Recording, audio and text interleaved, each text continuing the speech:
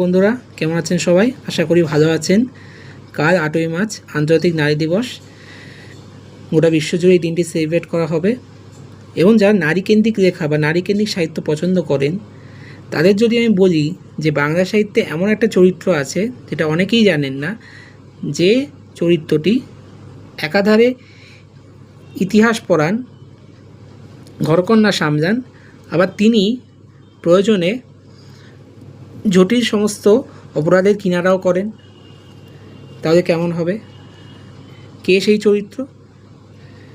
চলুন সেটা তার সঙ্গে আপনাদের পরিচয় করে দিই। তো যে বইটি নিয়ে আজকে আমি কথা বলতে চলেছি সেটি হচ্ছে, দেখুন, মনোজ সেনের লেখা রহস্য সন্ধ্যায় দমন্তী সমগ্র 1। এই বইটি এসছে বুক ফার্ম থেকে।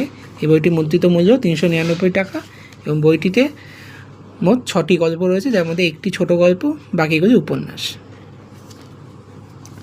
তাই এই চরিত্রটিকে নিয়ে দময়ন্তী দত্তগুপ্ত কিছু বলতে হয়, তো এখানে লেখক যেটা লিখেছেন ভূমিকায় সেটা আপনাদের একটু পড়ে শোনায়। আজ থেকে প্রায় 50 বছর আগে দময়ন্তী দত্তগুপ্তের গল্প সরল অঙ্কের ব্যাপার নিয়ে আমি বাংলা সাহিত্য জগতে প্রবেশ করেছিলাম। সেটা ছিল গোয়েন্দা গল্প, প্রকাশিত হয়েছে রোমাঞ্চ পত্রিকা। সম্পাদক স্বর্গত রঞ্জিত চট্টোপাধ্যায় আগ্রহ উৎসাহ যতদিন রোমাঞ্চ পত্রিকা প্রকাশিত হয়ে ততদিন ধরে দময়ন্তী দত্তগুপ্তর গল্প লিখে গেছি। রঞ্জিতবাবু চলে যাওয়া আর সেই সঙ্গে রোমাঞ্চ পত্রিকা বন্ধ হয়ে যাওয়ার পরও বেশ কয়েক বছর লিখেছি। এরপর দময়ন্তী একটি পাঠক গোষ্ঠী তৈরি হয়ে গিয়েছিল।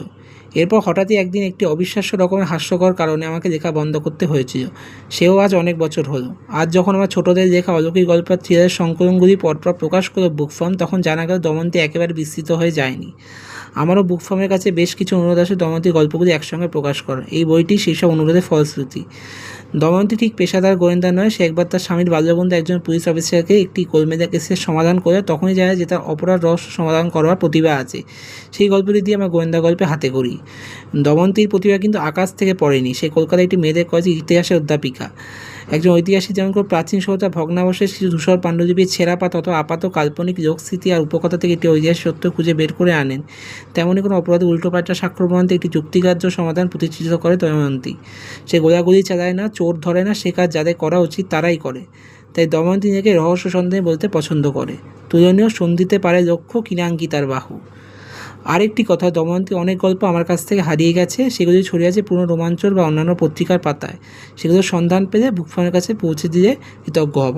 অর্থাৎ এই দময়ন্তী দত্তগুপ্তী একদিকে ইতিহাসের অধ্যাপিকা, কিন্তু প্রয়োজনে ইনি জটিল সমস্ত রহস্যের সমাধান করেন, সেই সমস্ত জটিল যে সমস্ত কেস সলভ করেন। সেইখানে সেরকমই 6টি